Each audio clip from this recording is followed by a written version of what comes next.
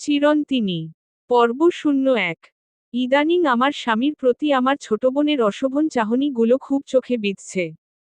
প্রথম প্রথম খুব বেশি গুরুত্ব না দিলেও এখন আর সহ্য হয় না। মনে হচ্ছে ইচ্ছাকৃতভাবে তামান্না আমার স্বামীকে স্পর্শ করছে। মিতুল কোথাও দাঁড়িয়ে থাকলে সে কাছে গিয়ে ঘেঁষে ঘেঁষে কথা বলে। খাওয়ার সময় মিতুলের কাছে দাঁড়িয়ে অত্যন্ত যত্নের সহিত এটা ওটা পাতে তুলে দেয়। এমনকি কখনো কখনো মজা করে তার পাত থেকে মাছ মাংসের পিস তুলে নিয়ে খায়। এগুলো মোটেই আর সহ্য হচ্ছে না। মিতুল মাঝে মধ্যে অপ্রস্তুত হয়ে যায়। বিভ্রান্তিকর দৃষ্টিতে আমার দিকে তাকিয়ে হাসার চেষ্টা করে। আমি বুঝতে পারি সে এসব পছন্দ করছে না। আবার আমার বোন বলে কিছু বলতেও পারছে না। উপরোক্ত ক্ষুদ্র সংলাপটি পড়ে নিশ্চয়ই আপনাদের এই কাহিনীর বিস্তারিত জানতে ইচ্ছে করছে। চলুন তাহলে আলোচ্য এই ক্ষুদ্র উপন্যাসটা নিয়ে বর্ণনা করাই যাক। তোহা বড্ড জেদি এবং বাউন্ডুলে এই অষ্টাদশীর প্রণয় হয় একই গ্রামের মাতব্বরের জ্যৈষ্ঠ পুত্র মিতুলের সাথে। দেখতে সুদর্শন, পরিপূর্ণ এই যুবক মন কাড়ে নি এমন নারী পাওয়া যাবে না এই অনলপুরে। কিন্তু সবাইকে ছাপিয়ে চোখ ধাঁধালো অষ্টাদশী তোহার উপর। কঠোর মনের অধিকারিণী তোহার সম্মতি পেতে পুরো 6 মাস সাধনা করতে হয়েছিল তাকে। সর্বক্ষণ পিছু পিছু ঘোরা, কলেজের গেটের সামনে থাকা আইসক্রিমওয়ালাকে অগ্রিম আইসক্রিমের বিল দেওয়া, ছোট বাচ্চার হাত দিয়ে তাকে গোলাপ, চুড়ি গিফট দেওয়া থেকে শুরু করে কত কি। এক পর্যায়ে যখনই তাদের সম্পর্ক গাঢ় হলো, তখনই প্রাচীর হয়ে দাঁড়ালো তোহার পরিবার। তোহার মা বাবা এই সম্পর্কের ঘোরতর বিরোধী। মাতব্যের স্বভাব চরিত্র ভালো নয়। যতই টাকা পয়সা হোক, কিন্তু দিন শেষে ভালো বংশ ই মূল। মাতব্বর এ যাবৎ দুটো বিয়ে করেছে। প্রথম স্ত্রীকে যে অসহনীয় নির্যাতন করে তাড়িয়েছে, তা এলাকার কারোরই অজানা নয়। পরবর্তীতে দ্বিতীয় বিয়ের পরে বড় বড় ছেলেমেয়ে থাকার পরেও সেই লোক বেশ কয়েকবার এলাকার নারীদের সাথে অবৈধ কেলেঙ্কারিতে লিপ্ত হয়েছে। তার ছেলে বড় হয়েছে ঢাকায়। পড়াশোনা শেষে গ্রামে এসেই ফাঁসিয়েছে অবলা তোহাকে।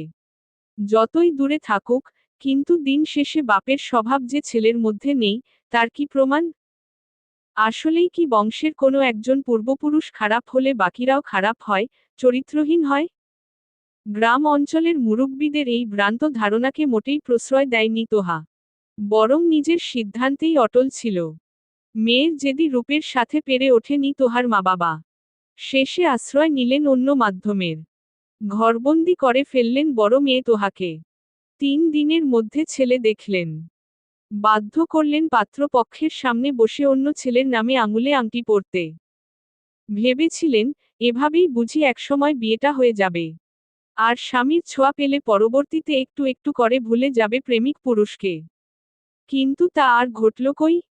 মেয়ের তেজের সামনে টিকতে পারলেন না তোহার পরিবার। বাবা মায়ের চোখে আঙুল দিয়ে বুঝিয়ে দিলেন সিদ্ধান্ত চাপিয়ে দেওয়ার ফল। প্রেমিকের হাত ধরে পালালো বিয়ের আগের রাতেই। সারা এলাকায় হইচই পড়ে গেল এ নিয়ে। ছেলে মেয়েকে কোথাও খুঁজে না পেয়ে তৃতীয় দিনে সালিশ বসালেন তোহার বাবা। কিন্তু তাও সুরক্ষা হলো না। মিতুল তোহার প্রেম কাহিনী কি অজানা? মেয়ে স্বেচ্ছায় বাড়ি ছেড়েছে ছেলের হাত ধরে। এখানে ছেলের পরিবারের কি দোষ? দোষ তো মেয়ের পরিবারের। কিভাবে এমন কলঙ্কিনী, পর পুরুষের হাত ধরে অবৈধ সম্পর্কের জেরে বাড়ি ছাড়ল তাদের মেয়ে? সেবার ভীষণ অপমানিত হয়েছিলেন তোহার বাবা মা। কঠোর হয়ে গেছিলেন মেয়েদের প্রতি। ফলস্বরূপ আরও শাসনে রাখতেন ছোট মেয়ে তামান্নাকে। এসএসসির পর আর পড়াননি পর্যন্ত। প্রায় 11 দিন পর তোহাকে নিয়ে বাড়ি আসে মিতুল। তারা পালিয়ে বিয়ে করে বন্ধুর বাড়িতে ছিল। পরিস্থিতি স্বাভাবিক হতেই ফিরেছিল নীরে। তেমন আপত্তি করেননি মাতব্বর। মেয়ে যথেষ্ট সুন্দরী ও শিক্ষিতা। বাবা তার প্রাইমারির শিক্ষক। কানাকড়ি খুব একটা না হলেও এলাকায় সম্মান কম নয়। যদি তোমার সন্দেহ হয়, তাহলে তামান্নাকে সাবধান করো। শিমুলের কথা কর্ণকুহরে প্রবেশ করতেই ভাবনার অন্তরাল থেকে বেরিয়ে এলো তোহা। দেবরের দিকে তাকিয়ে স্মিত হাসল। পেটের উপর হাত রেখে অতি সাবধানে উঠে দাঁড়ালো। 7 মাসের অন্তঃসত্ত্বা সে। পেটের নিচের দিকটা ধীরে ধীরে উঁচু হচ্ছে। সেদিন দাদি শাশুড়ি এসেছিলেন। পেট দেখেই নিশ্চিত হয়ে বলেছেন ছেলে আসবে। এরপর থেকে কেন যেন রাতে ঘুম হয় না তোহার। সারাক্ষণ স্বপ্ন দেখে ছেলে বাচ্চা নিয়ে ধীর পায়ে এগিয়ে গেল ফ্রিজের দিকে। রান্নাঘরে বিদ্যুতের লাইন টানা নেই। ফলস্বরূপ কাঠের 6 চালার এই ঘরটায় শোবার ঘরেই ফ্রিজ রাখা হয়েছে। তোহা রসগোল্লার প্যাকেটটা বের করল।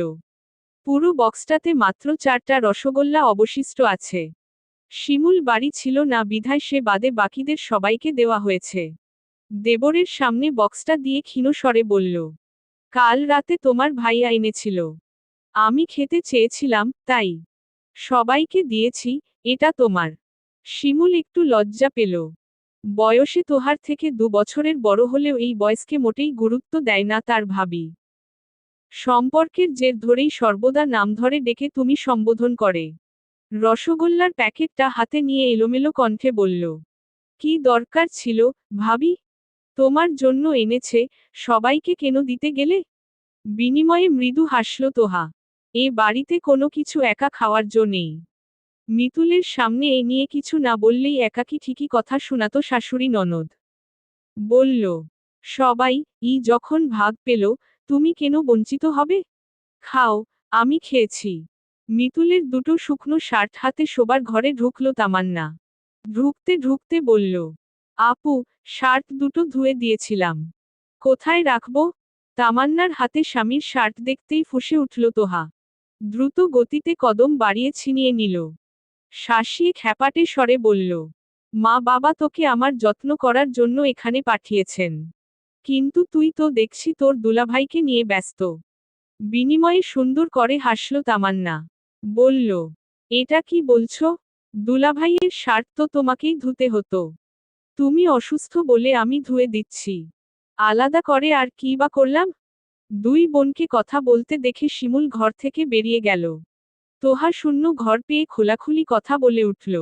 বলল, ইদানিং তোর চলাফেরা, আচরণ কিছুই পছন্দ হচ্ছে না আমার। তোর দুলাভাই আসলে আশেপাশেও ঘেঁষবি না। তাতে বিরক্ত হয় সে। আর ভুলেও আমার শোবার ঘরে ঢুকবি না।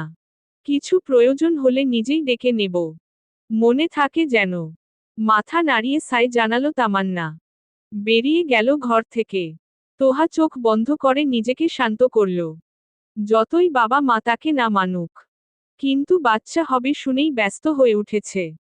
বাড়িতে নিতে আসেনি ঠিকই, তবে এই অসুস্থ শরীরে যেন তোহার কষ্ট না হয়, তাই তামান্নাকে পাঠিয়ে দিয়েছে গত মাসে।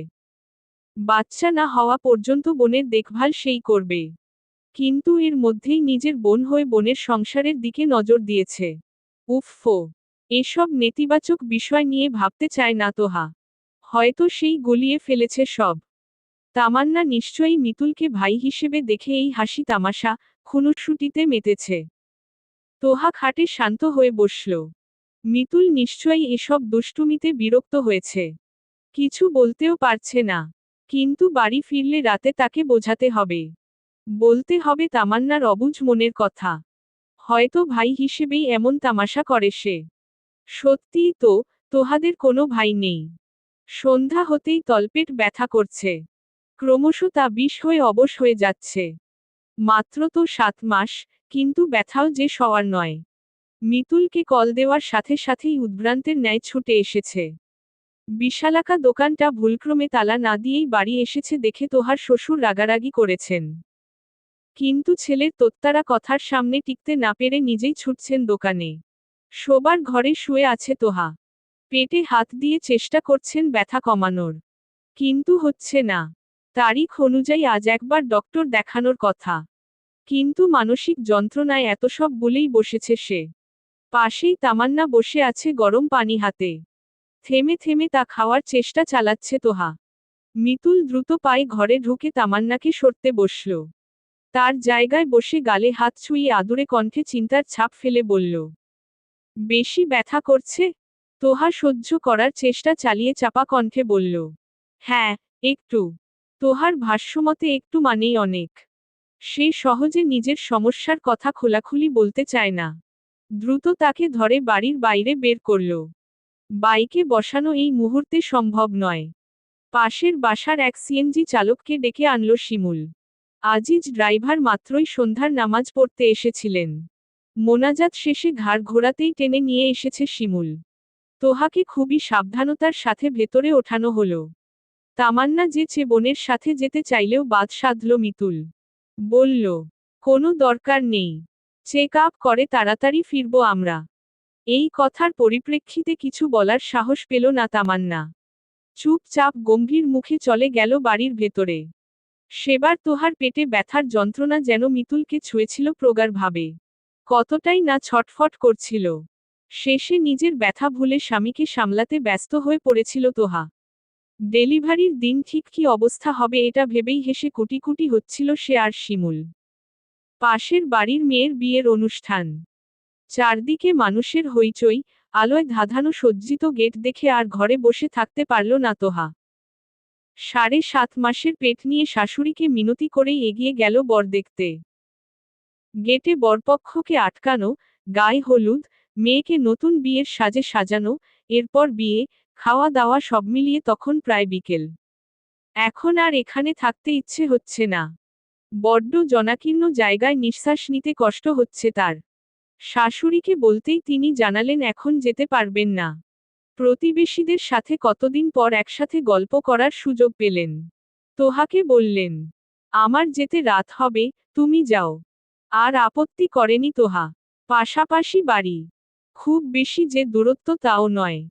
একা একাই ধীর পায়ে হেঁটে এলো নিজেদের বাড়ির গেটে। কেমন অদ্ভুত অনুভূতি হচ্ছে। এই যে বিয়ের পরিবেশ থেকে দম বন্ধকর অবস্থা সৃষ্টি করে সে বেরিয়ে এলো, এখন আর বাড়ির ভেতরে যেতে ইচ্ছে হচ্ছে না। ইচ্ছে করছে আবারও গিয়ে ভিড়ের মধ্যে মিশে যেতে। কিন্তু যেতে পারল না। প্রায় 3-4 ঘন্টা হয়ে গেছে সে বাইরে ছিল। এখন বিশ্রাম নেওয়া প্রয়োজন। চমৎকার দিনটা হুট করেই রূপ নিল ভয়ঙ্কর এক বিকেলে। সশব্দে বজ্রপাত হল। খুব অল্প সময়ের মধ্যে কালো মেঘে অন্ধকার হয়ে গেল ধরণী। তোহার বেশ আফসোস হল। আহারে, কি সুন্দর করে সাজানো আশপাশ। এভাবে বৃষ্টিতে সব ভিজে যাবে? শুধুই কি ভিজে যাবে, নাকি তছনছ হয়ে ছিন্নবিচ্ছিন্ন হয়ে যাবে কারো সংসার? এত সব মেঘের আওয়াজের মধ্যে তোহার কর্ণকুহরে ক্ষীণ এক নারীর আর্তনাদ পৌঁছাল। কিছু ঘন নিঃশ্বাস ভারী হয়ে বাতাসে মিশে যাচ্ছে। তোহা এখন তার শোবার ঘরের সামনেই দাঁড়িয়ে। দরজা ভেতর থেকে লাগানো। শব্দটা ক্রমশ গাঢ় হওয়ার সাথে সাথে তার মাথা ফাঁকা হয়ে যাচ্ছে। দরজার পাশে ছোট্ট একটা জানালা। তোহার ইচ্ছে করল না একবার তাকিয়ে দেখতে। কিছু ভয়, নেতিবাচক ভাবনায় বুকটা ফুলে ফেপে উঠছে। এক পর্যায়ে কাপা হাতে জানালার খুপড়ি দুটো টেনে খুলে দিল। সেই শব্দে ভয় হতভম্ব হয়ে উঠে বসল দুজন। তারা শুয়ে ছিল খাটে, আষ্টে পৃষ্ঠে। তোহা স্তব্ধ চোখে তাকিয়ে রইল স্বামীর পানে। মিতুল ভীত চোখে বারবার স্ত্রীর দিকে তাকিয়ে পোশাক পরছে। বিছানার অপর প্রান্তে চাদর জড়িয়ে হু হু করে কাঁদছে তামান্না সম্বিত ফিরতে সেও পরতে লাগল পোশাক। চিরন্তিনী। পর্ব 02। তোহার আত্মচিৎকারে পুরো বাড়ি কেঁপে উঠল। নাড়ে টান পড়তেই তলপেটে হাত দিয়ে বসে পড়ল মাটিতে। ব্যথায় খিচিয়ে এলো শরীর। মিতুল প্যান্ট পরা শেষ হতেই ছুটে এলো দরজার সামনে। খালি গায়ে এখনো লিপস্টিকের ছাপ। সেটা দেখে আরো অস্থির হয়ে উঠল। মিতুল দ্রুত শক্ত হাতে মুখ চেপে ধরল। টেনে হিচড়ে নিয়ে গেল ঘরের ভেতরে। দরজায় খিল টেনে অনুনয়ের সুরে বলল, দেখো, অনিচ্ছাকৃত ভুল এটা। প্লিজ চুপ করো, ভুলে যাও। তুমি জানো আমি এমন নই। ঘৃণায় সারা গা গলিয়ে এলো তোহার। ছাড়াতে চাইল মিতুলের হাত থেকে। কিন্তু সক্ষম হল না। খাটের কোণে দাঁড়িয়ে আছে তামান্না। তার চুলগুলো এলোমেলো, উস্কো খুস্কো। মুখে ভয়ের ছায়া। তোহা সেদিকে তাকিয়ে হাতের ইশারায় কাছে ডাকল। ত্রস্ত পায়ে হেঁটে এলো তামান্না। বড় বোনের পাশ এসে বসতেই খপ করে তার চুলের মুঠি ধরল তোহা। সর্বোচ্চ জোর নিয়ে টেনে হিচড়ে মাটিতে ফেলল। পর পর কয়েকটা থাপ্পড় মেরে ঠোঁট ফাটিয়ে দিল। মুখে অশ্রাব্য গালি দিয়ে বলল, বেশ্যা, পতিতাগিরি করবি তো আমার সংসারে কেন আসি? একবারও ভাবলি না, এটা আমার সংসার? মিতুলের দিকে ইশারা করে বলল, ও তো বেজন্মা, জারজ। বংশের ধারা আছে। কুত্তার মতো যেখানে সেখানে মুখ লাগায়। তাই বলে তুই কেন এমন করলি? তোর বাপ মা তো শিক্ষিত, ভদ্র। নাকি নিজেকে সামলাতে পারিসনি? তো বেসামাল যখন হইলি, একটা অবিবাহিত ছেলের কাছে গিয়ে হইতি। মিতুল এগিয়ে এসে তামান্নাকে ছাড়িয়ে নিল। মাথা নিচু করে বলল, আচ্ছা, থামো। যা হয়েছে এই পর্যন্ত, এগুলো ভুলে যাও। চমকে তাকায় তামান্না। কিছু বলতে গিয়েও মিতুলের ইশারায় থেমে যায়। ফোঁস ফোঁস করে উঠল তোহা। ঘৃণা ছুঁড়ে বলল, ভুলে যাব? কি ভুলে যাব? এই যে তুই একটা চরিত্রহীন, বেজন্মা, বেশ্যার ছেলে। ওরে কি করবি? রক্ষিতা হিসেবে রেখে দিবি? যখন মন চায় ভোগ করবি? ক্ষেপে গেল মিতুল। অন্যদিকে তাকিয়ে রাগ সামলে দাঁতে দাঁত চেপে বলল, তুমি কিন্তু বেশি বেশি বলছো। খবরদার, এ নিয়া কোনো টু শব্দটাও করবা না। না হলে খুব খারাপ হয়ে যাবে। টুকটাক ভুল সবারই হয়। খালি খালি সম্পর্ক নষ্ট করো না। আর এই ঘটনা যদি কেউ জানে, তাহলে তুমি আর তোমার বোন দুজনের জন্যই খারাপ হবে। মিতুল শার্ট আর লুঙ্গি হাতে বেরিয়ে গেল ঘর ছেড়ে। দম বন্ধ হয়ে পড়ে রইল তোহা। মাটিয়ে লুটিয়ে অনুভূতিহীনের মতো বসে রইল। তামান্না ঠোঁটের রক্ত মুছে খাট থেকে ওড়না হাতে নিল। ঘরের বাইরে বের হওয়ার উদ্দেশ্যে পা বাড়ালে অশ্রুসিক্ত চোখে সেদিকে তাকায় তোহা। ভাঙা স্বরে বলে উঠে, তোর বুক কাঁপল না? কি করে করলি এত বড় বেইমানি? এতক্ষণে বোনের দিকে সরাসরি দৃষ্টি নিক্ষেপ করল তামান্না। ঠোঁট এলিয়ে ক্রূর হাসল। আয়েশ করে খাটে বসে বলল, এখানে আমার কি দোষ? তুই তোর স্বামীকে সন্তুষ্ট করতে পারিসনি বলেই আমার কাছে এসেছে। আমি তাকে সামলেছি, তোর খুশি হওয়া উচিত। না হলে তো বাইরের মেয়ের কাছে যেত। শেষে সতীনের সংসার করতে হতো। কিন্তু আমি তো তোর বোন।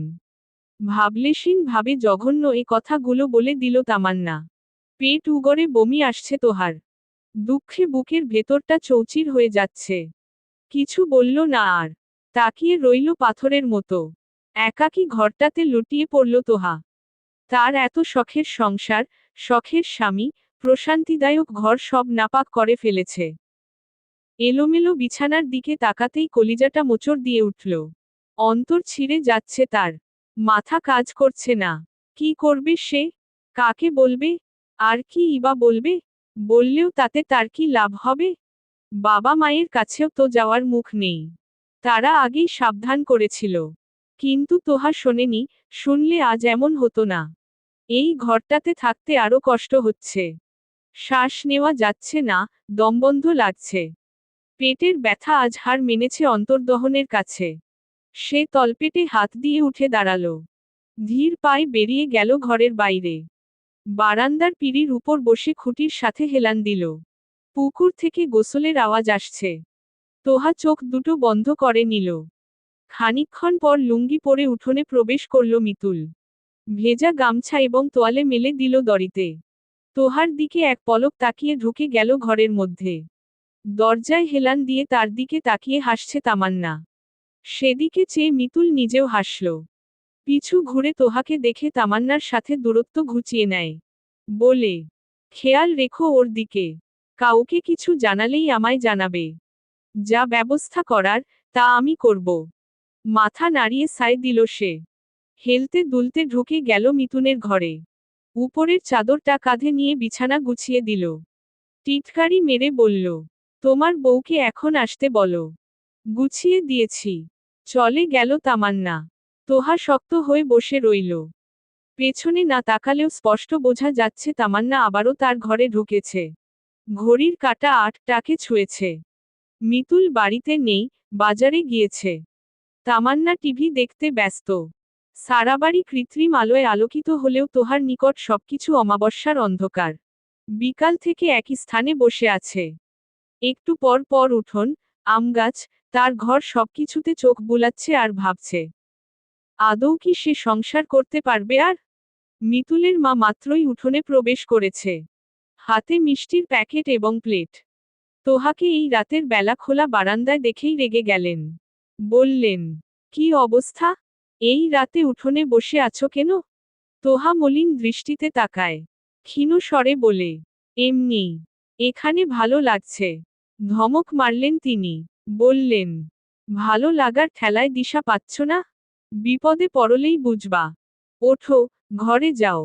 থেমে মিষ্টি এবং প্লেটের দিকে ইশারা করে বলল, ও বাড়ি থেকে মিষ্টি দিছে। আর তোমার জন্য মাইমুনার মা রাতের খাবার পাঠাইছে। আসো, ঘরে আসো। চলে গেলেন তিনি। তোহা সেদিকে তাকিয়ে রইল আনমনে। খানিকক্ষণ পর কিছু ভেবে উঠে বসল। ধীর পায়ে এগিয়ে গেল শাশুড়ির ঘরের দিকে। খাটের উপর বসে শাশুড়ির দিকে তাকিয়ে বলল, আমাকে প্লেটটা দেন মা। খিদে পেয়েছে। বড্ড তৃপ্তি করে খেলো তোহা। প্লেটের ভাতের পরেও আরো দুবার নিয়েছে। খাওয়ার পর মলিন কণ্ঠে আবদার করে বলল, আমি একটু এখানে ঘুমাই, মা। অবাক হয়ে তাকিয়ে রইলেন তোহার শাশুড়ি। তোহা তার ঘরে কেন যাচ্ছে না? কিছু কি ঘটেছে মিতুলের সাথে? ভেবেও বুঝতে পারলেন না তিনি। ছেলে আসলে জানা যাবে। বললেন, ঘুমাও। তোহা ইতিমধ্যে শুয়ে পড়েছে। গায়ে পাতলা একটা কাঁথা দিয়ে কাত হয়ে চোখ বন্ধ করল। রাতে ঘুমাতে গিয়ে বাঁধল ঝামেলা। মিলন মাতব্বর গম্ভীর হয়ে দাঁড়িয়ে রইলেন দরজার সামনে। ভেতরে ছেলের বউ শুয়ে আছে। পাশে বসে আছে স্ত্রী আলেয়া। তিনিও দ্বিধাগ্রস্ত হয়ে তাকিয়ে রইলেন। ঘুমন্ত মেয়েটাকে ওঠাতেও বিবেকে বাধছে। একবার সাহস করে বলেই উঠলেন, আপনি না হয় আজ শিমুলের কাছে ঘুমান। সাথে সাথেই চোখ দিয়ে অগ্নিবর্ষণ করল মিলন। নিভে গেলেন আলেয়া। ধীর পায়ে বেরিয়ে এলেন ঘরের বাইরে। মিতুলের দরজার সামনে গিয়ে আস্তে ধীরে বলল, তোর সাথে কি বউয়ের ঝগড়া হইছে? ও আমার ঘরে ঘুমায় কেন? চমকে উঠল মিতুল। ভেবেছিল মাকে বলে সে ঘরেই ঘুমিয়েছে তোহা। কিন্তু এখন বোঝা যাচ্ছে যে সে কিছুই জানে না। তৎক্ষণাৎ উঠে দাঁড়িয়ে অগ্রসর হল। বলল, হয়তো এমনিই ঘুমিয়েছে। আমি আনছি। এই বলে মায়ের ঘরে গিয়ে কোলে তুলে নিল ঘুমন্ত তোহাকে। আলগোছে যেন ঘুম না ভাঙে, সেভাবে শুইয়ে দিল খাটে। এরপর নিজেও শুয়ে পড়ল লাইট নিভিয়ে। সকালে ঘুম থেকে উঠেই মুখের সামনে মিতুলকে দেখল তোহা। সাথে সাথে ভেতর থেকে ঘৃণা উগরে এলো। দ্রুত পায়ে বেরিয়ে গেল ঘর থেকে। থামল রান্নাঘরে গিয়ে। 7টা বেজে গেছে প্রায়। আজকে শিমুল খুব তাড়াতাড়ি উঠেছে। কাউকে কিছু বলার জন্য সারারাত ছটফট করেছে। তোহাকে একাকী রান্নাঘরে দেখেই বেরিয়ে এলো। চাপা স্বরে ডেকে বলল, ভাবি, একটু ঘরে আসো তো। তোহা শিমুলের দরজায় তাকালো। এরপর ধীর পায়ে এগিয়ে গেল সেদিকে। ঘরে ঢুকে ভাবলেশীন ভাবে খাটে বসল। বলল, বলো। বাইরে তাকিয়ে কেউ আছে কিনা তা একবার দেখে নিল শিমুল। এরপর গম্ভীর আওয়াজে বলল, কাল মাঝরাতে তামান্নাকে তোমাদের ঘর থেকে বের হতে দেখেছি। তুমি তো ঘরেই ছিলে, এসব দেখনি? আর এখনো ওকে বাড়িতে কেন রেখেছ? সংসারটা ভাঙতে চাও? তোহা শব্দ করে হাসল। বলল, কোন সংসার? আদৌ কি কিছু আছে আমার? শিমুল অবাক হয়ে তোহাকে দেখল। মানসিক বিকারগ্রস্ত মানুষের ন্যায় তোহা আচরণ করছে। উদ্গ্রীব হয়ে বলল, কি হয়েছে ভাবি? আমায় বলো। হঠাৎই রেগে গেল তোহা। শিমুলের শার্ট খামচে ধরে বলল, কেন তুমি জানো না? আমায় জিজ্ঞেস করছো কেন? তোমার বাপ দাদা কারি বা চরিত্র ভালো ছিল? তাদেরই তো রক্ত তোমার ভাই। সে কি করে চরিত্রবান হবে? পরক্ষণেই হেসে দিয়ে কান্না করে দিল। বলল, কী বা আর করার? প্রেগন্যান্ট হওয়ার পর থেকে তো আর তোমার ভাইকে সন্তুষ্ট করতে পারিনি। তাই সে রক্ষিতা রেখেছে। পার্মানেন্ট রক্ষিতা। আমি কি করব বলতে পারো? আমার কি করা উচিত? স্তব্ধ হয়ে তাকিয়ে রইল শিমুল। কিছু বলার প্রয়াস করার পূর্বেই ক্ষুব্ধ পায়ে ভেতরে ঢুকল মিতুল। কোনো কথা না বলেই চুলের মুঠি ধরল তোহার। সে যে 7.5 মাসের অন্তঃসত্ত্বা তা বেমালুম বলেই বসল। টেনে হিচড়ে ঘরের বাইরে নিয়ে যেতে যেতে বলল, শিমুল কি তোর লাং নাকি? কিছু হইতে না হইতেই ওর সাথে ঘরে ঢুকিস কেন? কি করছিলি এতক্ষণ? কখন গেছো ওই ঘরে? রাতে, আমি ঘুমানোর পর? নষ্টা। আসলেই কি তোর পেটের বাচ্চাটা আমার? নাকি শিমুলের? চিরন্তনী। পর্ব 03। আমাকে এতটা নৃশংস ভাবে কেন ঠকাইলা? তোহা নির্লিপ্ততা কণ্ঠে বলল। তাতে নেই রাগ, ক্ষোভ, অভিমান। শুধু রয়েছে জিজ্ঞাসা, জানার আকাঙ্ক্ষা। ঘাড়ের কালসিটে দাগ ব্লাউজের ফাঁক দিয়ে স্পষ্ট দেখা যাচ্ছে। সকালে মারার দাগ পূর্বে লাল হয়ে থাকলেও সময়ের সাথে সাথে তা রক্ত জমাট বেঁধে কালচে হয়ে গেছে। উঠোনের পূর্ব পাশে বিশাল একটা পুকুর। স্বচ্ছ, পরিষ্কার পানির ভেতরে চাষ করা হয়েছে তেলাপিয়া। খুব বেশি নয়, শুধু চাষের মাছ খাওয়ার জন্যই এমনটা করেছেন মাতব্বর। তোহা ঘাটের নিচের সিঁড়িতে মূর্তির ন্যায় বসে আছে। খাওয়া নাওয়া সবই যেন মিছে। মিতুল তার থেকে কিছুটা দূরে দাঁড়িয়ে আছে। বস্তুত মায়ের জোড়াজুড়িতেই এখানে আসা। আলেয়া বেগম বাড়ির ঘটনায় বাকরুদ্ধ। বড় ছেলে বলছে তোহার সাথে শিমুলের অবৈধ সম্পর্ক। এমনকি বাচ্চা স্বীকার করতেই অপরাগ সে। আবার হাতে হাতে সকাল বেলা শিমুলের ঘর থেকে টেনে বের করেছে তোহাকে। এদিকে শিমুল বলছে মিতুলের সাথে তামান্নার অবৈধ সম্পর্ক। সেই ঘটনা ঢাকতে তাকে দোষারোপ করছে।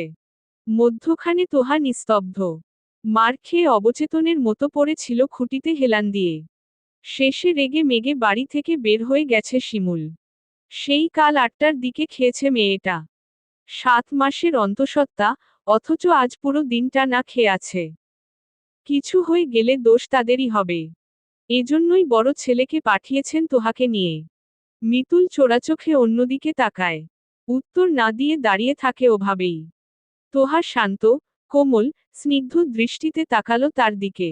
বলল, তোমার তো দোষ না। দোষ তোমার রক্তে, বংশে। আমি মেনে নিছি। কিন্তু এই তোমার সস্তা, নিকৃষ্ট চরিত্রটা আমার সামনে বের করার কি খুব দরকার ছিল? আমাকে আগেই ডিভোর্স দিয়ে দিতা। তারপর যা খুশি করো তা, যা কিছু। আমি সহ্য করে নিতাম। তোহার প্রশ্নের কোনো উত্তর দিল না মিতুল। বরং ধমক মেরে বলল, তোর এইসব ঢঙের কথা আমার শুনতে ইচ্ছে করে না। খিদা লাগলে খেতে আসিস। তোহা মলিন হাসল। সেই হাসিতে বিভ্রান্ত হয়ে গেল মিতুল। কিন্তু চোখে চোখ রাখার সাহস হলো না। তোহা পূর্বের মতো নির্বিকার হয়ে বলল, তুমি নিজেও জানো শিমুলের সাথে আমার কোনো সম্পর্ক নেই। তারপরেও আমার চরিত্রে দাগ লাগালে কেন? আর আমাকেও না হয় বাদ দিলাম। কিন্তু তোমার ভাই। আমার তো কলঙ্কের অভাব নেই, কিন্তু সে তো অবিবাহিত। এভাবে প্রতিবেশীদের ঘটা করে না জানালেও পারতে। সেই তোমার ভাইয়ের বদনামি হলো। ভাবির সাথে প্রেম। মিতুল আর 1 সেকেন্ডও দাঁড়ালো না। বড় বড় পা ফেলে চলে গেল বাড়ির ভেতরে। এখানে থাকলে তার মাথা খারাপ করে ফেলবে তোহা। শেষে উত্তেজিত হয়ে আবারও গায়ে হাত তুলে ফেলবে। এমনিতেও সকালে মারার পরে মিতুল নিজেও ভয় ছিল। না জানি মরে টরে যায়। শেষে সে কেস মামলায় পড়বে। মিতুল চলে যাওয়ার প্রায় আধ ঘন্টা পরে তামান্না এলো পুকুর পাড়ে। তোহা পূর্বের মতোই নির্বিকার চিত্তে বসে আছে নিস্তব্ধ, নিশ্চল বাড়িধার দিকে চেয়ে। সন্ধ্যা নেমে গেছে। চারদিকে এখন ঘুটঘুটে অন্ধকার। পুকুরের অপর পাশে বড় বড় আম গাছ। সেই গাছের অনির্দিষ্ট শাখা প্রশাখা থেকে ভেসে আসছে ঝিঝি পোকার ডাক। এ বাড়ির কুকুরটা আজ 4 দিন ধরে সন্ধ্যা হলেই কাঁদে। সে কি ভয়ঙ্কর কান্নার সুর! তোহার আত্মা কেঁপে উঠত। কিন্তু আজ আর তা করে না। এতদিন এই ডাকের কারণ না বুঝলেও এখন সবটা পরিষ্কার। গুরুজনরা বলে, কুকুরের কান্না বিরাট বিপদ বয়ে আনে। এনেছেই তো। তোহার সাজানো সংসারটা আজ শেষ। মাত্র 10 মাসের সংসার। বছরও হয়নি এখনো। বাড়ি থেকে পালিয়ে যাওয়ার ঠিক 2.5 মাসের সময় সে গর্ভবতী হয়। এরপরে বাড়িতে আসলো, ছোট ছোট হাতে সংসারটা গুছিয়ে নিল। ঠিক 6 মাসের সময় জানতে পারল সে 3.5 মাসের অন্তঃসত্ত্বা। দেখতে দেখতে গর্ভের বয়স আজ 7.5 মাস। কিন্তু তার সংসারের সময় ফুরিয়ে গেল। পেটের টাকে মারবি নাকি? খাচ্ছিস না কেন? তোহা চমকে উঠে পেছনে তাকায়। তামান্নার অবয়ব চোখে পড়তেই ঘৃণায় সারা শরীর কেঁপে ওঠে। রাগ বাড়তে থাকে তরতর করে। কিন্তু সে কিছুই করবে না। নিজেকে অতি কষ্টে সংযত করে বসে রইল। তামান্না পুনরায় বলে ওঠে, রাগ হচ্ছে? আমারও হয়। প্রচুর। তুই তোর জীবনটা গুছিয়ে নেওয়ার জন্য আমার জীবনটা এলোমেলো করে দিয়েছিলি। লাং নিয়া পালাইছিস তুই, আর লেখাপড়া বন্ধ হইছে আমার। আসামির মতো এক প্রকার ঘরের মধ্যে বন্দি হয়েছিলাম। একবারও খোঁজ নিছিস? তুই তো ঠিকই স্বামী নিয়া মস্তিতে ছিলি। আমার ফোনটা পর্যন্ত নিয়ে গেছিল আব্বু। সাদমান ভাইয়ের সাথে যোগাযোগ পর্যন্ত করতে পারি নাই। একসময় শুনলাম সে দিশার সাথে সম্পর্কে জড়াইছে। আমার তখন কষ্ট হয় নাই? সব তোর জন্য হইছে। যার জন্য আমার জীবনটা শেষ, তারে কিভাবে সুখে শান্তিতে সংসার করতে দেই? আর তাছাড়াও, মিতুল ভাই আমারে অনেক পছন্দ করে। করবে নাই বা কেন? তোর মতো তো আর আমার গায়ের রং চাপা না। তোহা শব্দ করে হেসে উঠল। তাচ্ছিল্য করে বলল, তোর আমার স্বামীর সাথে সংসার করার অনেক স্বাদ, তাই না? তো, ঠিক আছে। এই স্বাদ আমি পূরণ করব। বড় বোন হয়ে যেখানে সেখানে ছেলেদের সাথে তো আর বেশ্যাগিরি করতে দিতে পারি না। তামান্না চোখ মুখ শক্ত করে তাকালো। তোহা হাসছে। কিভাবে? তাকে তো কাঁদাতে চায় সে। কিন্তু তাও পারছে না। বিরক্ত হয়ে কোনো কথা না বলেই বাড়ির দিকে চলে গেল। তামান্নাকেও পাঠিয়েছিলেন আলেয়া। নিজের ভালো মানুষিটা সকলের সামনে দেখানোর কারণে তোহাকে সাধতে গেছিল সে।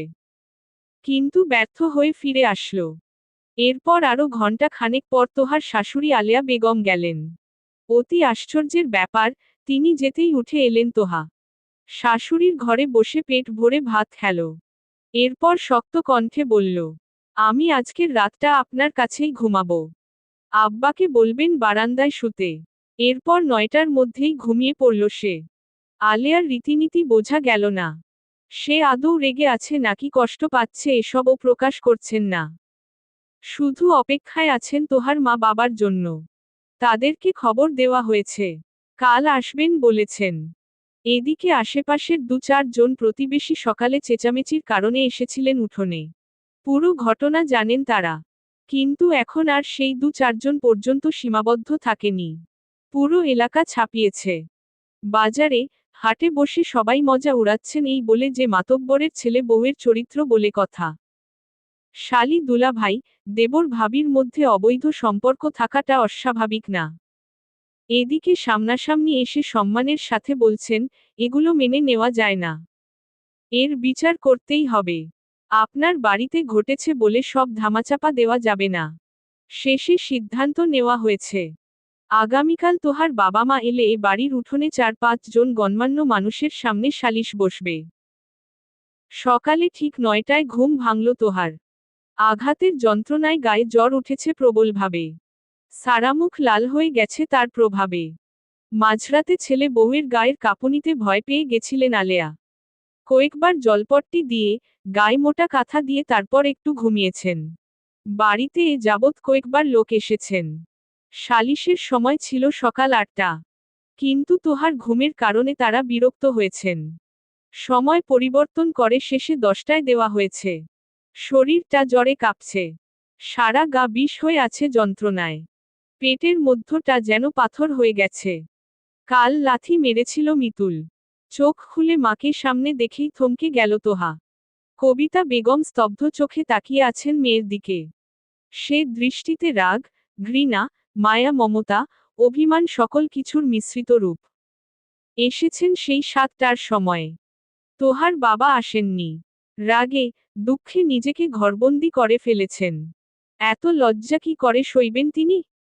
কিভাবে একজন শিক্ষক হয়ে মাথা নিচু করে এলাকার সবার সামনে দাঁড়াবেন?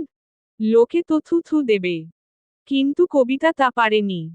নারীর টানে, মেয়েদের রক্ষায় ঠিকই ছুটে এসেছেন। তিনি তোহাকে কিচ্ছু বললেন না। যা শোনার বা বলার তা তামান্নাই জানিয়েছে সকালে। তোহা নিজেও চুপ রইল। কি বলবে সে মায়ের কাছে? এই যে তার বনি সংসার ভেঙেছে।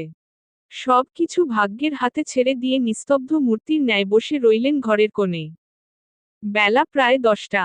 উঠোনের এক কোণে রাখা হয়েছে 8টা চেয়ার। আমগাছের ছায়ায় রাখা সে চেয়ারগুলোতে বসে আছে এলাকার চেয়ারম্যান, মেম্বার, মাতব্বর, একজন শিক্ষক, একজন ইমাম ও কাজী।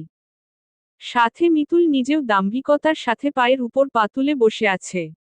পাশের চেয়ারটা খালি। এটা রাখা হয়েছিল তোহার বাবার জন্য। উঠোনের এক পাশে মাথায় কাপড় দিয়ে দাঁড়িয়ে আছে তোহা। পাশে শিমুল ও তার শাশুড়ি। তার বিপরীত পার্শ্বে আছে তামান্না এবং কবিতা বেগম। দূরে দোরগোড়ায় বসে আছেন প্রতিবেশী 2 মহিলা। আজকের সালিশি করবেন এই ইউনিয়নের চেয়ারম্যান। তিনি সর্বপ্রথম আলেয়া বেগমকে প্রশ্ন ছুড়লেন। বললেন, কি গো মাতারি? ঘরের মধ্যে তো সবসময়ই তুমি থাকো। তুমি প্রথম ঘটনাটা বলো। কার দোষ, কার গুণ সেগুলাও বলো। আলেয়া বড় ছেলের দিকে চাইলেন। শান্ত গলায় উত্তর দিয়ে বললেন, আমার পোলা শহর থেকে আসার পরপরই এই মেয়ের জন্য পাগল হয়। ওর পাগলামিতে সম্বন্ধ নিয়া গেলেও তা মাস্টার সাহেব মানে নাই। পরে মেয়ে নিয়া পলাইছে। এরপর বউ নিয়া বাড়ি আসলো। প্রথম প্রথম বউরে মানতে পারি নাই মন থেকে। কিন্তু পরে ছেলে বউয়ের মায়া মহব্বত দেইখা মন গলল। সংসারের প্রতি তোহার টান, তোহার প্রতি মিতুলের টান, এসবের কথা ভাবলে এখনকার ঘটনাগুলো সব দুঃস্বপ্ন মনে হয়। আমার সামনে সন্দেহজনক কিছুই ঘটে নাই। তবে কিছু তো একটা হয়েছেই। শয়তানের ফ্যারে পইরা কেউ তো কিছু করছেই। কোন অলক্ষীর নজর লাগলো আমার সংসারে, আল্লাহ ই জানে। অলক্ষী বলার সঙ্গে সঙ্গে তামান্না আলেয়ার দিকে চাইলেন। মুহূর্তেই চোখাচোখি হলো দুজনের। দ্রুত চোখ সরিয়ে নিয়ে ভড়কে গেল তামান্না। কিছুটা বিভ্রান্ত হয়ে তাকালো মিতুলের দিকে। তার মা কি তামান্নাকে সন্দেহ করে নাকি? এমন হলে বিয়ের পর সংসার করবে কিভাবে? আলেয়ার উত্তর শুনে চেয়ারম্যান অসন্তুষ্ট হলেন। বললেন, ধুরো, ঘরের মধ্যে সারাক্ষণ থাকো, অথচ দেবরের সাথে ভাবির অবৈধ সম্পর্ক হয়, শালির সাথে দুলাভাইয়ের অবৈধ সম্পর্ক হয়, এইসব ব্যাপারে কিছুই জানো না? পাগল পাইছো আমাগো? কিছু বললেন না আলেয়া। চুপ করে তাকিয়ে রইলেন স্বামীর দিকে।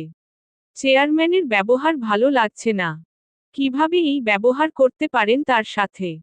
তাও স্বামী নিশ্চুপ। এ পর্যায়ে মাথা নিচু করে কাঁপতে থাকা ফুটবল শরীরটার দিকে চাইলেন চেয়ারম্যান। জিজ্ঞেস করলেন, তোমার কি গায়ে জ্বর? তোহা মাথা নাড়ালো। চেয়ারম্যান তাকে চেয়ার দিতে বললেন। তোহা বসল তাতে। স্বামী কি মারছে? তোহা আবারও মাথা নাড়িয়ে হ্যাঁ বলল। মিতুলের দিকে তাকালো চেয়ারম্যান। মুহূর্তে হুঙ্কার ছেড়ে মিতুল বলল, মাথা ঠিক রাখতে পারি নাই কাকা। আপনি আমার জায়গায় হইলে কি করতেন? চিরন্তিনী। পর্ব ০৪। পরিবারের অমতে পালিয়ে বিয়ে করেছি।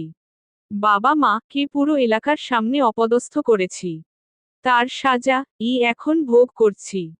মানুষটার বংশ পরিচয় দেখিনি, সেসব গোনায়ও ধরিনি। শুধু সবাইকে বুঝাতে চেয়েছি বাপ দাদা চরিত্রহীন হলেই ছেলে চরিত্রহীন হয় না। এসব কুসংস্কার, কুরীতি। আমার গর্ভবতী হওয়ার খবর শুনে পরিবারের মায়া হয়েছিল। নিজেরা না আসলেও দেখাশোনার জন্য ছোট বোনকে পাঠিয়েছিল। বেশ কয়েক দিন ধরে আমার স্বামীর সাথে বোনের আপত্তিকর ঘেঁষাঘেঁষিতে সন্দেহ হয়েছিল। ভেবেছিলাম, এটা হয়তো শুধুমাত্র আমার বোনের দিক থেকে, স্বামী ঠিক আছে। কিন্তু না। ওই দিন বাড়ি খালি পেয়ে তারা আমার সে ধারণাটাই বদলে দেয়। এসে দেখি আমার ঘরে, বিছানায় বস্ত্রহীন, অশ্লীলভাবে শুয়ে আছে। আমাকে দেখে তারা ভয় পায়, ক্ষমা চায়, শেষে শাসায়। বিষয়গুলো আমার দেবরের চোখেও পড়ে। ভেবেছিল আমি জানি না, তাই ওই দিন সকালে ডেকে বলছিল এসব। কিন্তু নিজের কুকীর্তি ঢাকতে আমার স্বামী জোরপূর্বক আমাকে চরিত্রহীন বানায়, অমানবিক নির্যাতন করে। এক নাগারে পাথরের মূর্তির ন্যায় কথাগুলো বলে গেল তোহা। চোখে তার বিন্দু মাত্র ও জল নেই। দেখে শুকিয়ে যাওয়া কোনো সাগর মনে হবে। সারা শরীরে মারের তোরে অসম্ভব জ্বর উঠেছে। শরীরটা এখনো কাঁপছে। কোনো মতে নিজেকে চেয়ারের সাথে হেলান দিয়ে তাকিয়ে রইল মাটির দিকে। কবিতা রাগে হিতাহিত অজ্ঞানশূন্য হয়ে পড়ে। ক্ষুব্ধ পায়ে এগিয়ে এসে ঠাস করে থাপ্পড় মারে গালে। বলে, বড় বোন হয়ে নিজের স্বার্থসিদ্ধির জন্য ছোট বোনের গায়ে অপবাদ দিতে লজ্জা করে না? তোর ভালোর জন্য, তোরে দেখাশোনা করার জন্য মেয়েটাকে আমি পাঠাইছি। এটাই কি ভুল আমার? নিজের জীবন তো নষ্ট করছই, এবার বোনটাকেও শেষ করবি? তোর তো তাও একটা সংসার আছে, এখানে টেকার জন্য পেটে একটা বাচ্চা আছে। তামান্নার কি আছে? এগুলো শোনার পর ওরে কেউ বিয়ে করবে? কিভাবে এগুলা বললি? আমি আমার মেয়েরে চিনি না? তোহা ছলছল চোখে মায়ের দিকে তাকালো। অবাক দৃষ্টিতে তাকে দেখে দীর্ঘশ্বাস ফেলল। কিন্তু কবিতা গলল না। প্রথমে চোখ রাঙালো। পরক্ষণেই অশ্রুসিক্ত চোখে তাকিয়ে চাপা কণ্ঠে অনুরোধের সুরে বলল, ওর জীবনটা নষ্ট করিস না। ওরে আমার সাথে আজকেই নিয়ে যাব। তুই একটু সহ্য কর। সংসারটা শেষ করিস না। বাচ্চাটার কি হবে? এই শব্দগুলো কারো কর্ণপাত হলো না। সবাই তাকিয়ে আছে তামান্নার দিকে। সে কাঁদছে। কাঁদতে কাঁদতে চোখ ফুলিয়ে ফেলেছে। খানিকক্ষণ পর বিরতি নিয়ে পূর্ণ দোষারোপ করল তোহাকে। বলল, আপু এগুলা সব মিথ্যা কথা বলছে, শুধুমাত্র নিজের গা বাঁচানোর জন্য। শিমুল ভাইয়ার সাথে ওর সম্পর্ক আছে, আমি জানি, কিন্তু কাউকে তো বলি নাই। এমনকি মিতুল ভাইয়ের সাথে বিয়ের আগেও আরো 2-3টা ছেলের সাথে সম্পর্ক ছিল। আগাগোড়াই ওর চরিত্র খারাপ। কই আমি তো কোনো ছেলের হাত ধরে পালাইয়া যাই নাই, এমনকি এলাকায় আমার নামে কেউ বাজে একটা কথাও বলতে পারবে না। শুধুমাত্র তুই আর শিমুল ভাই নিজেদের বাঁচানোর জন্য এইগুলা বানাইয়া বলতেছিস। বাড়িতে তো আরো মানুষ থাকে, তারা কখনো দেখছে? স্তব্ধ চোখে তাকিয়ে রইল তোহা। কথা বলতে রীতিমতো কষ্ট হচ্ছে। কান্নারা দলা পাকিয়ে কণ্ঠনালী ঝাপটে ধরেছে। কবিতা বেগম আবারও এগিয়ে গেলেন ছোট মেয়ের দিকে। পুনরায় শাসন স্বরূপ চর মারলেন তামান্নাকেও। চাপা কণ্ঠে শাসন স্বরূপ বললেন, চুপ কর, একটা বাজে কথাও বলবি না। তোদের আব্বা আসলে দুইটাকেই জবাই করে তারপর বাড়ি যাইতেন। আমি তোদের চিনি না কাউরে। আর একটা কথাও বলবি না, আমি কিন্তু একদম গলায় দড়ি দেব। তোহার আরো দুটো সম্পর্ক ছিল। কথাটা যতবার কানে বাজছে ততবারই রাগে সারা শরীর কাঁপছে মিতুলের। ইচ্ছে করছে লাথি মেরে বাড়ি থেকে বের করে দিতে, কিন্তু তা সম্ভব নয়। সালিশ চলছে, সবকিছু নিজের মতো করে সামলে তারপর যা করার করবে। শাশুড়ির দিকে তাকিয়ে বজ্রকণ্ঠে চেঁচিয়ে উঠল। বলল, তামান্নাকে আর কত থামাবেন?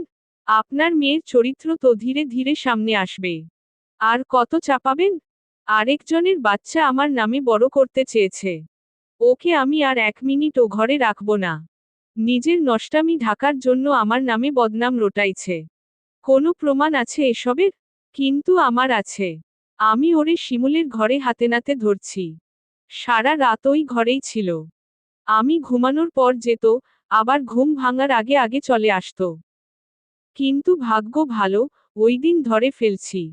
থেমে শ্বাস নিয়ে, ঠিক আছে আমি মানছি, আমার সাথে তামান্নার সম্পর্ক আছে। তো এই বিষয়টা ওর বাপ মা কাউকে জানাইছে? আমার বাপ মাকে জানাইছে? আশেপাশের কাউকে জানাইছে? না। জানাবে কিভাবে? এমন তো কিছু ঘটেই নাই। এটা তো ওরে হাতে নাতে ধরার পর শিমুল আরও এসব বানাইছে, যাতে সবাই আমারে দোষী ভাবে। উপস্থিত সকলে একে অপরের দিকে চাওয়াচাওয়ি করল। মিতুলের কথা একটাও অযৌক্তিক নয়। তোহা নিস্তব্ধ হয়ে চেয়ে রইল। মানুষ ঠিকই বলে, যারা অপরাধ করে বেড়ায়, তারা সেখান থেকে বের হওয়ার কৌশল জেনে তবেই অপরাধ করে। দোষ না করেও চরিত্র নিয়ে এত প্রশ্ন সহ্য হচ্ছে না। আসলেই কি সে ভুল করেছে? কিন্তু কি করা উচিত ছিল? তারই স্বামী তার অনুপস্থিতিতে তার নিজের বোনের সাথে অনৈতিক সম্পর্কে জড়িয়েছে, এটা জনে জনে বলে বেরাবে? কিভাবে? এটা তো একজন স্ত্রীর কাছে সবথেকে লজ্জার। জ্বর ক্রমশ বাড়ছে। তোহা অসহায় চিত্তে তাকালো শিমুলের দিকে। তাকে কেউ কিছু জিজ্ঞেস করছে না। সে মাথা নত করে দাঁড়িয়ে আছে অবহেলায়। চাপা আর্তনাদে শিমুলকে উদ্দেশ্য করে বলল, শিমুল ভাই, কিছু তো অন্তত বলো। শিমুল করুণ দৃষ্টিতে তাকালো তোহার দিকে। জ্বরে ফর্সা মুখটা লাল হয়ে গেছে। চেয়ারম্যান বাকিদের সাথে আলাপে ব্যস্ত। আলাপ শেষ করে বললেন, এর আর কি সালিশি করব? মেয়ের যে চরিত্র খারাপ, তা তার মাবোন, স্বামী সবার কথাতেই বোঝা যায়। প্রায় 8 মাসের গর্ভবতী।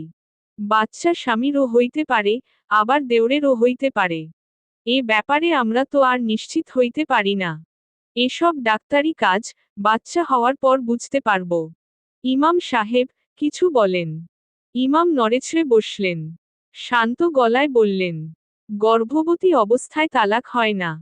যা সিদ্ধান্ত নেওয়ার তা বাচ্চা হওয়ার পর নেওয়া যাবে। তড়িৎ গতিতে চেয়ার ছেড়ে দাঁড়িয়ে পড়ল মিতুল। গলা ছেড়ে বলল, এই নষ্টা বেটি রে আমি 1 মিনিটও ঘরে রাখব না। ইমাম সাহেব বললেন, তুমি না রাখলেও তালাক দিতে পারবা না। এ কয়দিন না হয় বাপের বাড়িতে থাকুক। কবিতা অস্বীকার করে উঠল। বলল, ও যেদিন ঘর ছেড়ে পালাইছে, সেদিনই ওর বাপ ত্যায্য করছে। তোহাকে ঘরে তুলবে না ওর বাবা। আর কেনই বা যাবে আমার মেয়ে? এখনো কি প্রমাণ হইছে, এই বাচ্চা জামাইয়ের না? ভুল তো মানুষ করেই। ওরে ক্ষমা করা যায় না। তোহার মাথা ঘুরছে। চোখ বন্ধ করে মাথা হেলিয়ে বসে রইল। বন্ধ চোখের পাপড়ি থেকে গড়িয়ে পড়ছে গরম জল। কি ভাগ্য তার! বাবা মা, স্বামীর শখের হলেও, এখন সবাই আস্থা করে নিক্ষেপ করে চলে যাচ্ছে। এতটা অসম্মান, অপমান সহ্য করতে পারল না শিমুল। এতক্ষণের রাগ, ক্ষোভ সমস্তটা উগরে দিয়ে চেঁচিয়ে বলে উঠল, বেশ! বাচ্চাও আমার, তোহাও আমার। যেহেতু সবই আমার, তাই ও থাকবেও আমার কাছে। ওর দায়িত্ব নিতে হবে না কাউকে? আমি নেব, বিয়ে করব। আমার কাছেই থাকবে আজীবন। কথাগুলো পাহাড় সমান ভারী। তোহা নিতে পারল না এই বিষাক্ত বচনগুলো। ঢলে পড়ে গেল চেয়ার ছেড়ে নিচে। অবশেষে স্বীকার করল তো। আপনাদের বিশ্বাস হলো তো আমার কথা? মিতুলের চিৎকারে ধ্যান ফিরল সকলের। আহাম্মক হয়ে তাকিয়ে রইল একে অপরের দিকে। ততক্ষণে মাটিতে লুটিয়ে পড়া তোহাকে কোলে নিয়ে ঘরের মধ্যে চলে গেছে শিমুল। সেসব সহ্য হলো না মিতুলের। গা কামড়ে বসে রইল ওখানেই। এখন কিছু বললেই আবারও ঝামেলা ঘাড়ের উপর পড়বে। যা হচ্ছে হোক, পরে দেখা যাবে সেসব। কবিতা হতদন্ত হয়ে ছোট মেয়ের হাত ধরল। সালিশের লোকেরা ছি ছি করতে বেরিয়ে গেছে উঠোন ছেড়ে। তোহা থাক এখানেই। নিজের ভাগ্যের দুর্ভোগ সে নিজেই ডেকে এনেছে। এখানে থেকে আর অপমানিত হতে চায় না সে। তামান্নার হাত ধরে এপাশে এনে বলল, তোর জামা কাপড় গোছা। 10 মিনিটের মধ্যে আমার সাথে যাবি। চমকে উঠল তামান্না। মায়ের হাত ঝাড়া মেরে বলল, কোথায় যাব? আমি কোথাও যাব না। এখানেই থাকব। অবাক হয়ে গেলেন কবিতা। সন্দেহের জের ধরে বললেন, তোর লজ্জা শরম নাই? এত কিছুর পরেও এখানে কেন থাকবি? তামান্না গম্ভীর হয়ে উঠল। এতক্ষণে নিজস্বতা প্রকাশ করে বলল, কোথায় যাব আমি? তোমার মেয়ে ভালোই দুর্নাম ছড়াইছে আমার নামে। এবার কেউ কি বিয়ে করবে আমায়? আমি এখানেই থাকব। দুলাভাই বলছে, আমাকে বিয়ে করবে। স্তব্ধ হয়ে গেলেন কবিতা। কিছু বুঝতে আর বাকি রইল না। অস্ফুটস্বরে বিশ্রী ভাবে বললেন, 2টা বেশ্যা জন্ম দিলাম আমি। তোর বাপই তো ঠিক করছে না এসে।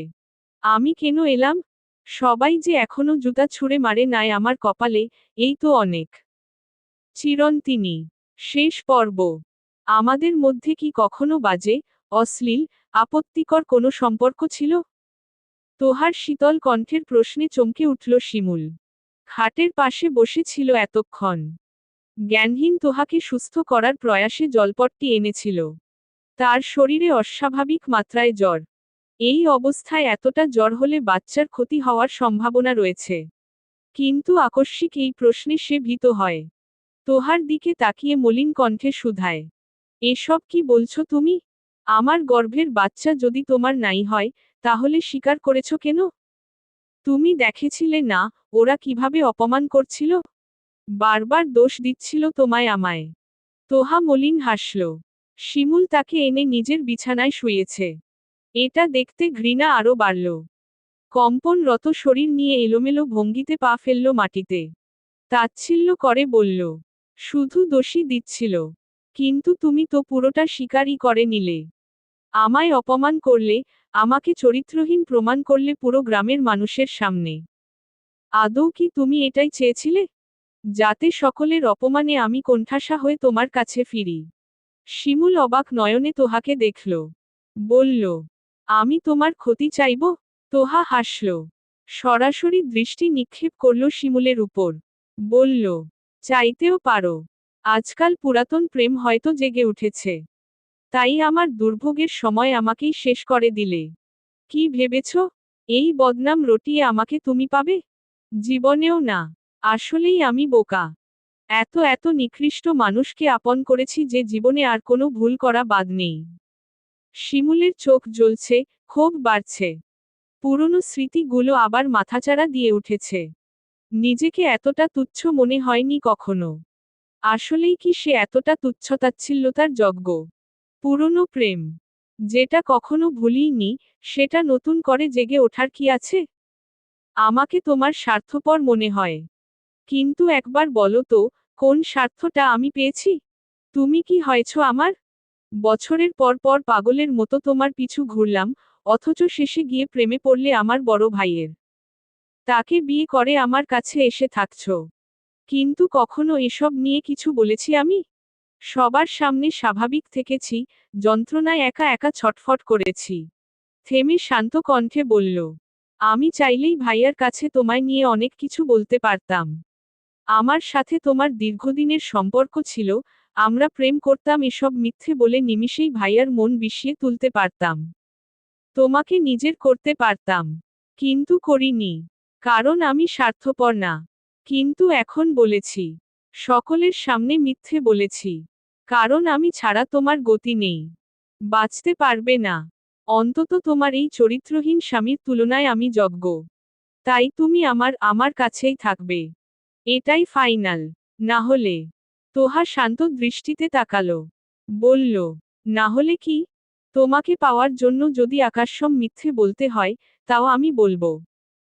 কিন্তু এবারে আর তোমায় হাতছাড়া করছি না। কতটা সাবলীল স্বীকারোক্তি। তোহা অবাক হলো। বলল, চরিত্রহীন স্বামীর থেকে বাঁচাতে, তুমি আমাকেই চরিত্রহীন তকমা লাগিয়ে দিলে। শিমুল উত্তর দিল না। বড় বড় পা ফেলে মাথা নিচু করে বেরিয়ে গেল ঘর থেকে। তোহা ফোলা পেটের উপর হাত বুলিয়ে চেয়ে রইল সেদিকে। ভেতর থেকে হুট করেই নড়ে উঠল। পেটের এক পাশটা সামান্য উঁচু হয়ে আবার দেবে গেল। আহা! কি আনন্দের মুহূর্ত! তার সন্তান নড়ছে। হয়তো এমন করুণ সময়ে নিজের অস্তিত্ব জানান দিয়ে বলছে, মা, আমি আছি তো। তুমি ভেঙে পড়ো না। কিন্তু তোহা তো ভেঙে গুড়িয়ে গেছে। এতটা অপমান, অসম্মান, অবহেলা কি করে সইবে? বাঁচতে পারবে না আর। এভাবে বেঁচে থাকা যায় না। সকলের ঘৃণা, তাচ্ছিল্য নিয়ে বেঁচে থাকবে কি করে? কিছু একটা ভেবে পেটের দিকে তাকিয়ে হু হু করে কেঁদে উঠল সে। খানিকক্ষণ কেঁদে ধীরে ধীরে উঠে বসল। চোখের পানি মুছে ধীর গতিতে হেঁটে গেল নিজের ঘরে। হ্যাঁ, তার ঘর। তার স্বামীর ঘর। দরজা চাপানো দেখে তোহার বুকটা ধক করে উঠল। এখন যাওয়া কি ঠিক হবে? যদি ভেতরে তামান্না আর মিতুল থাকে, তাহলে তা সহ্য করবে কিভাবে? না, এই যন্ত্রণা দ্বিতীয়বার সহ্য করতে পারবে না তোহা। দাঁড়িয়ে রইল ওখানেই। কিছুক্ষণ ভেবে আলতো হাতে ঠেলে খুলে ফেলল দরজা। শব্দ পেয়ে শোয়া থেকে উঠে বসল মিতুল। তোহাকে দেখে কোনো প্রকার শব্দ করল না। চুপচাপ শুয়ে পড়ল। মাথা যন্ত্রণা হচ্ছে ভীষণ।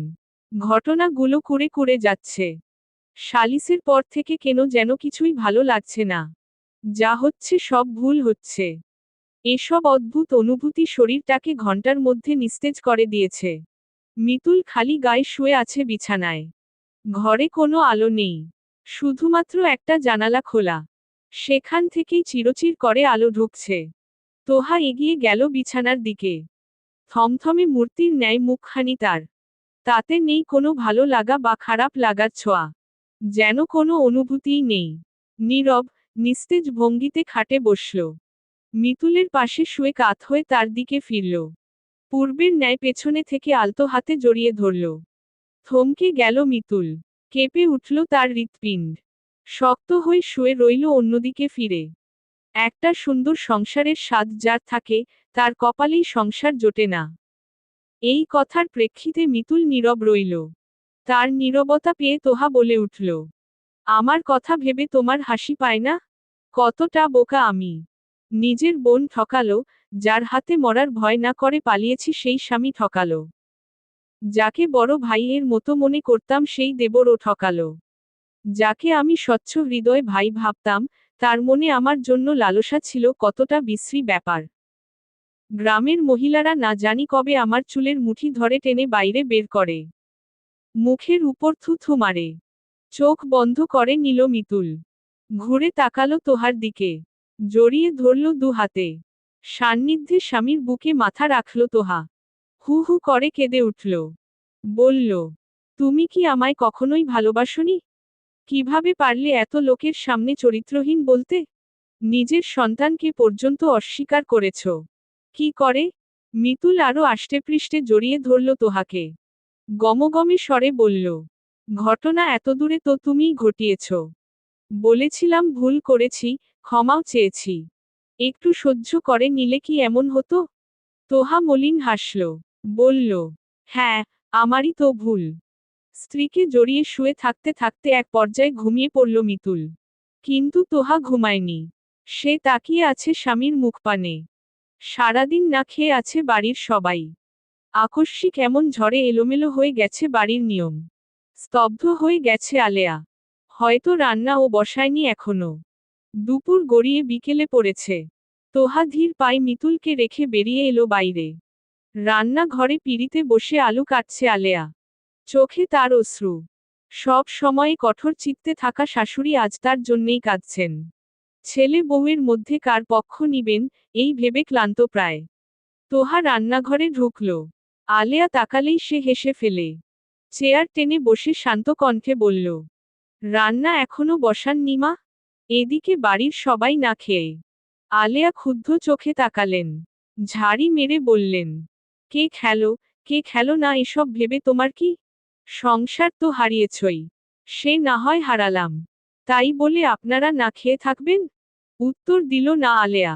নতমুখী হয়ে আলুর খোসা ছাড়াতে লাগল। তোহা উঠোনের দিকে তাকালো। গোটা বিশেক মোরগ মুরগি ধান খাচ্ছে। এর মধ্যে সবথেকে বড় মোরগটা চোখ ধাঁধিয়ে দিচ্ছে। আনমনেই বলে উঠল, বড় মোরগটা তো আপনার খুব আদরের। আমি যদি এটা খেতে চাই, তাহলে দিবেন?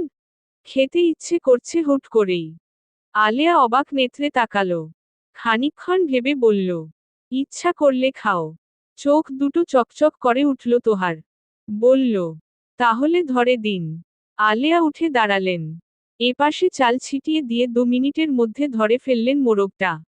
তোহার হাতে দিয়ে বলল, রান্না করে দেব? না, আমিই রাঁধি। কিছুক্ষণ পর পুনরায় আলেয়াকে ডাকল তোহা। বলল, মা, একটু পোলাও ও রাঁধি। মোরগটার সাথে ভালো লাগবে খেতে। সায় দিলেন আলেয়া। তোহাকে পোলাও রাঁধতে দিয়ে মোরগটা জবাই করলেন। কেটে, ধুয়ে, মশলা বেটে তারপর তোহার পাশে দিলেন। মনের মতো করে রাঁধুক মেয়েটা। আসরের আজান দিয়েছে মাত্র। এতক্ষণে কয়েকবার হাত ছেড়েছে মিতুলের বাবা। আসর গড়িয়ে গেছে অথচ খাবার জোটেনি। স্ত্রীকে ডেকে ধমকানোর পর যখন তিনি জানালেন তোহা মোরগপোলাও রাঁধছে, তখন চুপ করে গেলেন। তারও প্রায় আধ ঘন্টা পর শাশুড়ির ঘরের মাটিতে পাট্টি বিছিয়ে খাবার বাড়ল তোহা।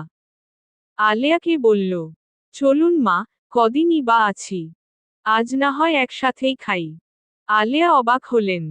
কিন্তু কিছু বললেন না। একে একে ডেকে আনলেন সবাইকে। মিতুল, তার বাবা, তামান্না, আলেয়া সবাইকে দেখলেও শিমুল অনুপস্থিত। তোহা কাউকে খেতে দিল না। অপেক্ষা করতে লাগল। খানিকক্ষণ পর শিমুলও এলো। সবাইকে দেখে ভীষণ খুশি হলো তোহা। যথেষ্ট যত্নের সাথে বেড়ে দিল খাবার। তাদের এক পাশে চেয়ারে বসে সেও 2 লোকমা মুখে নিল পোলাও। কিন্তু মাংস আর ছুল না। আলেয়া অবাক হয়। খেতে খেতে জিজ্ঞেস করল, তুমিই তো মোরগটা খেতে চাইলা। এখন কেন খাচ্ছ না? মলিন দৃষ্টিতে শাশুড়ির দিকে তাকায়। বলে, শখের কোন জিনিসটা পেয়েছি আমি? এত আশা করে খেতে চাইলাম, অথচ এখন দেখেই গা গোলাচ্ছে। রাতে খাবো, আপনারা খেয়ে নেন। এই বলে চেয়ার ছেড়ে ধীর পায়ে বাইরে বের হলো তোহা। ঘরের দরজায় বিশাল একটা তালা ঝুলিয়ে দিল। কথা বলার ফাঁকে সেসব খেয়াল করল না কেউই। তোহা রান্নাঘরে গেল। কেরোসিনের বড় বোতলটা এনে ধীরে ধীরে বাড়ির চারপাশে এবং চালে ঢালল। দরজা ধাক্কানোর আওয়াজ পাওয়া যাচ্ছে। সাথে চেঁচামেচিও। তোহা অদ্ভুতভাবে জোরে হেসে উঠল। যন্ত্রণা শুরু হয়ে গেছে ইতোমধ্যে। হাতের মশালটা জ্বালিয়ে ঘর জ্বালাতে গিয়েও থেমে গেল। ক্ষোভ নিয়ে ফেলে দিল উঠোনে। এগিয়ে গেল দরজার দিকে। কিছু একটা মনে করে আবারও গেল মশালের কাছে। শক্ত হাতে ছুঁড়ে মারল রান্নাঘরের চালে। এই ঘরের পাশেই তোহার শাশুড়ির ঘর। ফলস্বরূপ আগুনের তাপ এবং ধোঁয়া বেড়ার ফাঁক দিয়ে হুড়হুড় করে ঢুকছে। সেই ধোঁয়ায় ঘরের ভেতরে ছটফট করতে থাকা মানুষগুলো আরও নেতিয়ে পড়ল। শিমুল বিষের প্রক্রিয়ায় অস্থির হয়ে উঠল। যন্ত্রণামো শরীর নিয়ে দরজা ভাঙার চেষ্টা চালালেও ব্যর্থ হল। পরবর্তীতে এগিয়ে গেল জানালার দিকে। একটা শিক ভাঙতেই বাইরে থেকে বটি দিয়ে কোপ মারল তোহা। দুটো আঙুল কেটে ছিটকে বাইরে পড়ল। যন্ত্রণায় হাত ঝাড়তে ঝাড়তে লুটিয়ে পড়ল মাটিতে। সে দৃশ্য দেখে ভয়ে জোরসর হয়ে বেড়ার এক কোণায় বসে পড়ল তামান্না। চিৎকার করতে পারছে না সে। গলা দিয়ে রক্ত পড়ছে। আরও 5 মিনিট দরজা বেড়া ভাঙার জন্য ভেতরের সবাই ধস্তাধস্তি করল। কিন্তু পারল না। ভয়ঙ্কর বিষের প্রভাবে শরীর নেতিয়ে পড়েছে। যখন সকলে মাটিতে পড়ে প্রাণটুকু যাওয়ার জন্য অপেক্ষা করছিল, তখন ঘরের তালা খোলে তোহা। ধীর পায়ে এগিয়ে যায় শ্বশুরের দিকে। তার চোখে মুখে দয়া ভিক্ষা চাওয়ার অভিব্যক্তি। হয়তো বলতে চাইছেন, তার কি দোষ? মিতুলের শাস্তি সে কেন পাবে? কিন্তু তোহা একটুও গলল না। সে তার কাছে গিয়ে বসল। হিংস্র কণ্ঠে বলল, ভাবছেন, আপনাকে কেন বিষ খাওয়ালাম? কারণ আপনি 2টা কুলাঙ্গার জন্ম দিয়েছেন। এই সব নষ্টামি তো আপনার থেকেই শিখেছে। আগুন ছড়িয়ে গেছে এ ঘরেও। চাল ছেয়ে গেছে ইতোমধ্যে। কিন্তু নড়তে পারছে না কেউই। সবাই শুয়ে আছে অবলীলায়, ড্যাব ড্যাব করে চেয়ে। তোহা মিতুলের কাছে গেল। দুহাতে তার গাল ছুঁয়ে কপালে চুমু দিল। শান্ত কণ্ঠে বলল, আমি যখন সংসার করতে পারলাম না, তখন তোমাকে অন্য কারোর সাথে কিভাবে সংসার করতে দেই? বলো। মিতুল রক্তগ্নি করে ফেলেছে। হয়তো একটু বেশিই মাংস খেয়ে ফেলেছিল। নিভু নিভু চোখে তাকালো দূরে থাকা তামান্নার দিকে। বেড়ায় হেলান দিয়ে শুয়ে আছে সে। হিংস্র হয়ে উঠল তোহা। পা দিয়ে চেপে ধরল তামান্নার মুখ। দুটো লাথি মারল বুকে। হিংস্র কণ্ঠে বলল, আমার স্বামীকে নিয়ে সংসার করার বড্ড স্বাদ ছিল তোর, তাই না? খা। অশ্রাব্য গালি দিয়ে আরো 2টো লাথি মারল মুখের উপর। নিস্তেজ হয়ে পড়ল তামান্না। শিমুল তাকিয়ে আছে বিস্ফোরিত চোখে। নড়তে না পারলেও বাঁচার বহু প্রয়াস তার। তা দেখে তোহা হাসল। বলল, বিষ তো কম দেইনি। 2 মিনিটের মধ্যে মরার কথা ছিল। কিন্তু এখনো মরিসনি কেন? আলেয়া বেগম মাংসের পেয়ালার দিকে তাকিয়ে আছেন। তোহা তার সামনে গিয়ে খুব কাঁদল। হাত ধরে বলল, আপনাকে কেন বিষ খাইয়েছি, জানেন মা? বেঁচে থাকলে স্বামী সন্তান হারিয়ে অনেক কষ্টে থাকবেন। প্রতিনিয়ত কাঁদবেন। তার থেকে ছেলেদের সাথেই চলে যান। মাতব্বর বাড়ি থেকে ধোঁয়া বের হচ্ছে প্রচুর। আশেপাশের সকলে দেখে হতভম্ব হয়ে গেল। আগুন লেগেছে। কয়েকজন মিলে গেট ভেঙে উঠোনে এসে বারংবার ডাকলেও সাড়া পায়নি কোনো। মূল দরজাও তালা দেওয়া। এর মানে ভেতরে কেউ নেই। কিন্তু আগুন প্রতি সেকেন্ডে ছড়িয়ে পড়ছে। আশেপাশে কারেন্টের তার এবং বৈদ্যুতিক খুঁটি আছে। 2-1টা বাড়ি এবং শুকনো খড়ের গাদাও রয়েছে। একবার আগুন ছড়িয়ে পড়লে ভয়াবহ বিপদ। শেষে তারা সকলে মিলে আগুন নেভানোর কাজে নেমে পড়ল। বালতি দিয়ে আগুন নেভাতে ব্যর্থ হলে এক পর্যায়ে ফায়ার সার্ভিস আসে। আগুন নেভাতে গিয়ে ঘরের তালা ভাঙতে বাধ্য হয়। উপরের চালা এবং বেড়ায় আগুন লাগলেও ভেতরের প্রায় সকল জিনিসপত্রই অক্ষত। হয়তো আরেকটু দেরি হলে এসব কিছু পুড়ে কয়লা হয়ে যেত। আগুন নেভানো প্রায় শেষের দিকে। আশেপাশের লোকজন ঘরের ভেতরের অবস্থা দেখার জন্য জনে জনে ঢুকছে। এক পর্যায়ে পৌঁছে গেল আলেয়ার ঘরের সামনে। ভেতরের দৃশ্য দেখে থমকে যায় তারা। হতভম্ব হয়ে তাকিয়ে থাকে। ঘরের মাচার শক্ত একটা খুঁটিতে ঝুলে আছে 8 মাসের অন্তঃসত্ত্বা তোহা। আর তার আশেপাশেই ছড়িয়ে ছিটিয়ে আছে আরও 5টা লাশ। তাদের পাশে মাংস এবং পোলাওয়ের প্লেট। এলাকার লোকজন এমন করুণ দৃশ্য দেখে বাকহারা হয়ে গেছে। তবে সন্দেহের রেশ থেকেই গেল। হয় চরিত্রহীন ছেলেবউকে গলায় ফাঁস দিয়ে খুন করে, তারপর নিজেরা বিষ খেয়েছে। না হয় সকলকে খাবারের সাথে বিষ খাইয়ে নিজে গলায় ফাঁস দিয়ে আত্মহত্যা করেছে। হয়তো দ্বিতীয়টাই অধিক যুক্তিযুক্ত।